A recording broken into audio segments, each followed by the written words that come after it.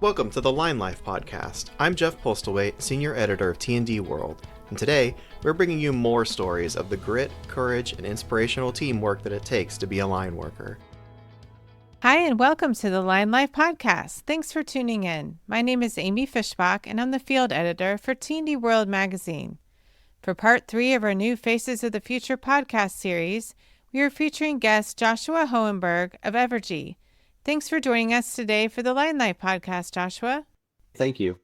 Joshua, to begin, can you talk about how you went from your career as a superintendent carpenter to getting into the line trade? As a superintendent carpenter, I kind of maxed out and, lack of better words, got tired of it. And while I was fumbling through that career, I have 4 or 5 buddies of mine that are linemen already, having conversations with them, trade, how it all overall works with the pride and ethics of becoming a lineman and doing line work. I thought it might be a good fit for me. So I put in my week's notice and started my path to become a lineman with a contractor side. Started with Capital as a groundman, worked my way into the apprenticeship by testing in, got in with Southwest to start with, liked working there, but being out of town all the time was a struggle with the family. And I was able to get my foot in the door with an opportunity with Evergy. So I kind of actually started back over again as a first-year apprentice with Evergy last year.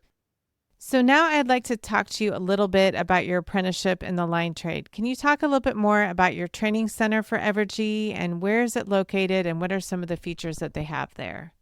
Our training center is called Cedar Point. It's located in Lee Summit, Missouri, Raytown area off 435. It's a pull yard.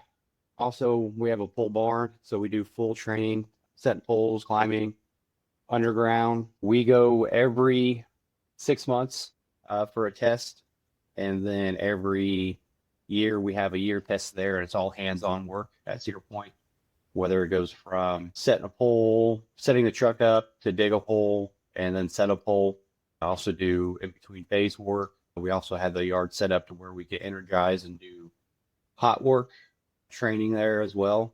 When we become hot and get certified, we have a beautiful pole barn set up. It's 60 by 100 where we can pull bucket trucks in there, and we can also mimic and go through a simulation of doing hot work when we have inclement weather, as putting cover up, pulling wire, and then doing terminations, elbows, and then we roll into the inside spot, and we have class work where we have a facility set up with 6 classrooms, and we're able to go in there and do simulations with transformers and all of our bookwork that you need to complete for your apprenticeship.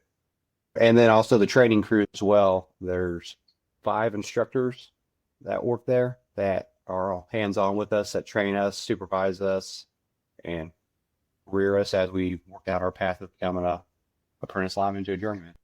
And then Joshua, you were a second-year apprentice on the contractor side when you walked on the boot camp at Evergy to get your foot in the door in the line trade. And you said that during your experience, you were able to climb poles, do top ties, and put up secondaries. And you also had some grueling obstacles that you had to overcome. What was that like for you? It was just a grueling 7 days of physical and mental stress and fatigue to see what you're made of. Make sure that you want to be there, you put yourself through everything. And that was kind of about how their boot camp went. There's also retention as well. They would give you a task to do it, tell you how to do it. You can go up and do it and come down. And that was a lot of it, was making sure you can retain information, do the tasks that are given to you safely. And safety is always first. And then Joshua, now that you're at Evergy, what's a day in the life like for you right now during your apprenticeship? Right now, if I'm hot, it could either be setting a pole in between phases or to the opposite spectrum of the work and doing underground. Currently, right now, we're set up to pull in primary underground, and that's almost what I'm in the middle of doing currently. And what do you think are some of the challenges of working as an apprentice in today's utility industry? Understanding and retaining your knowledge that's given to you, learning how to shift and move from one obstacle to the other without getting caught up in or held up with what you wanted to do, but what you have to do now. You should be able to roll with the punches and just overall good attitude. Punctuality is a big key to me and should be to other apprentices, is always there, being there on time, showing up ready to work, that mentality of coming into work, ready to work, and not trying to mosey your way through the day. And how do you think the training is different for you now than for apprentices in years past? And how is it preparing you for your future career at Evergy? The training now is impeccable with Evergy. It's way better than the training that I was receiving on the contractor side, even though that was good training. But with Evergy, you actually go to a schooling said every 6 months, and your turnout test. Evergy also stepped it into the next level with hands-on testing and skill set knowledge and building that knowledge up by allowing you to come in a week out of 6 months or 2 days, depending on the kind of testing you're doing or the kind of hands-on skill set and knowledge that you're going to be learning. And with that being said, just also having good instructors that were journeymen that took on the role of wanting to teach and help the new apprentices coming in and the new youth, and showing them the right way to do things and having a positive attitude and mentality with your work. Joshua, now I'd like to talk to you about storms. You had mentioned that there was a major storm and tornado that blew through Overland Park about a year ago. Can you take me back to that time and talk about what that storm restoration was like for you? Yeah, we got the call that tornado touchdown. We had wire down, broke poles.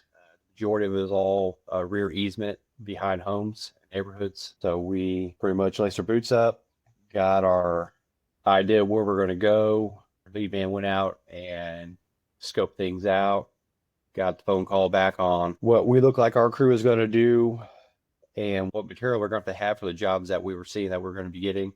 So we loaded up material, we got our crew on the same page, got out to the wreckage, and pretty much assist the environment, the situation. We had multiple crews, so all the lead guys, crews got together.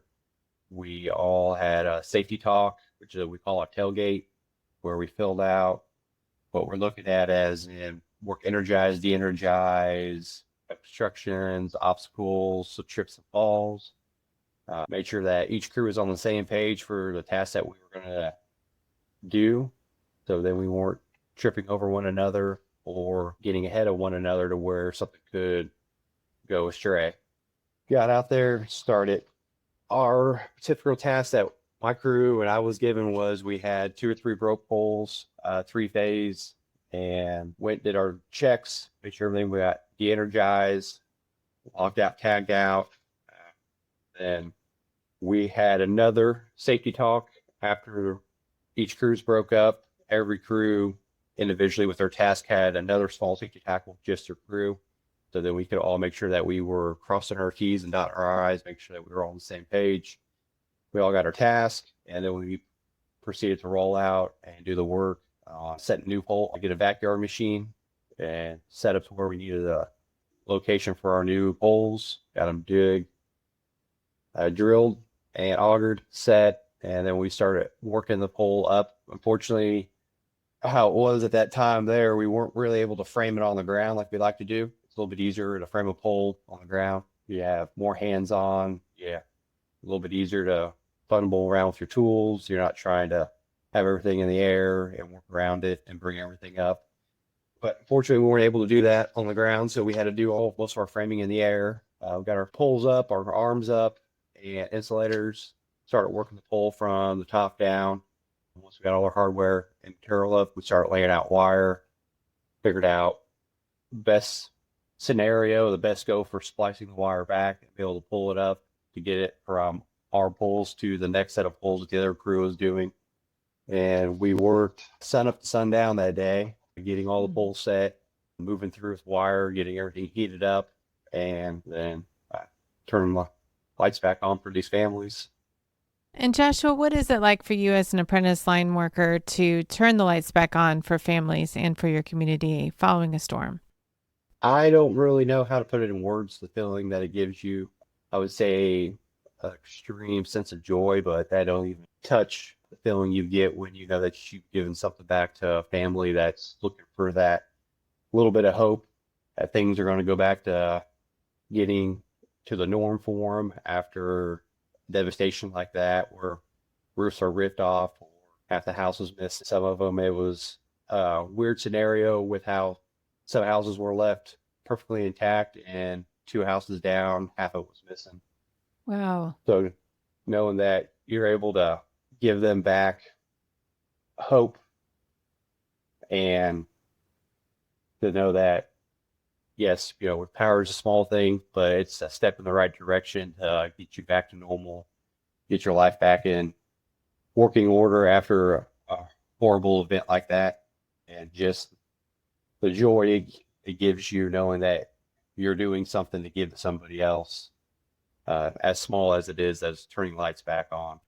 Yeah, that's very well said. And Joshua, you worked as a superintendent carpenter and now you work as an apprentice line worker. What do you like about working in the line trade? I like it all. I love the feeling of the crews that you get to work with. It's almost as second family.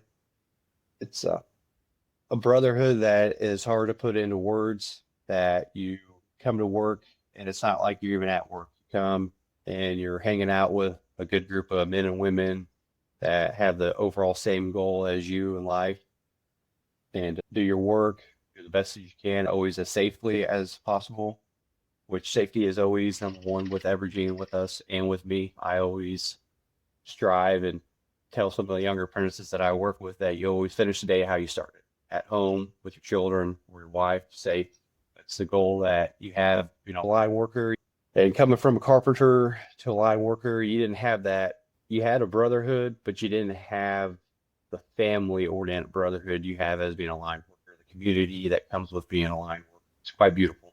Wonderful. And you have 3 daughters, including twin 14-year-olds and a 5-year-old. And you said one day you may have women from your family who will join the line trade, which is fabulous. And by being a line worker, you're able to provide a better life for them and your family. And Joshua, I'm sure you're incredibly busy as an apprentice line worker, but what do you like to do in your free time? You said that you enjoy spending time with your 2 teenage daughters and your little mini-me. Can you talk a little bit more about that? Yes, so I spend most of my free time with my daughters, whether we're outdoors doing things, riding bikes, nature walks or hikes. Our girls are starting to become avid into bow hunting, so we like to get out and archery and shoot and prepare for a season, shed hunting, mushroom hunting. I get busy with the twins now that they're into band and for school, and then also soccer games on the weekends or dance with the youngest, Maxine. Oh, that's wonderful. Twins are awesome. I have a twin sister, and our youngest are 8-year-old twins. So on this Line Life podcast episode, let's give a shout out to your little one, Maxine, and your twin teenage daughters, Brooklyn and Ashlyn. And also, I wanted to talk to you about some tools and technologies that you're learning to use right now that will help improve your productivity and safety in the field. Can you talk a little bit more about that? With the advances we have nowadays, all from 10, 15 years ago, the tools are impeccable. We got cut out hydraulic drills. Now you have battery powered 7/16 drills for putting your holes or tighten for running your nuts down. All the way into the presses we use now are battery operated. They're not big and heavy and bulky hydraulic presses that you got to hold out there. You have more room to maneuver with the smaller tools that are being made every year. They get better and better. Even the test equipment we have is, leaps and bounds. The past 10 years have improved dramatically to make our work easier and safer to run out a fault underground. What is your advice to others looking to work as an apprentice line worker? And what are some lessons you've learned during your apprenticeship about what to do and what not to do? I know you said one of your pieces of advice was that you could become a wonderful journeyman and a great hand, but you need to show up for work with a positive mentality that you're here to do good work, safe work, and be functional and part of the group. What are some other ways that apprentices can succeed in the line trade? And you have to learn to roll with punches and do it in a safe manner to where you get along with everyone. There are trying days, everybody has off days, everybody has good days, everybody has bad days, but you leave that at the door when you get to work. When you get out on the job, it's about being safe and doing incredible work with the guys that you're with, and punctuality, being on time. That's a big deal with an apprentice. And as always, if you're not early or late, I have a mentality, I've always believed that your punctuality is one thing that is in your control, and you can control to be at work on time, ready to work every day. And you should always take advantage of setting forth that foot first. And what do you see in the future for line work? I see in the future of line work, big things. Our cities are always growing. We're growing in population. Buildings are always improving and going up, and they're getting bigger. So with that coming around, you also have to have the power to provide it. So with all the growth we have in this economy with buildings, homes, real estate, we're not going to lack on needing new lines, new poles put up, new power brought to those places that are going up as well. Joshua, what do you see in the future ahead for you and your career? What I see for me in my career will be getting through these next 2 years as an apprentice, doing my work safe and on point.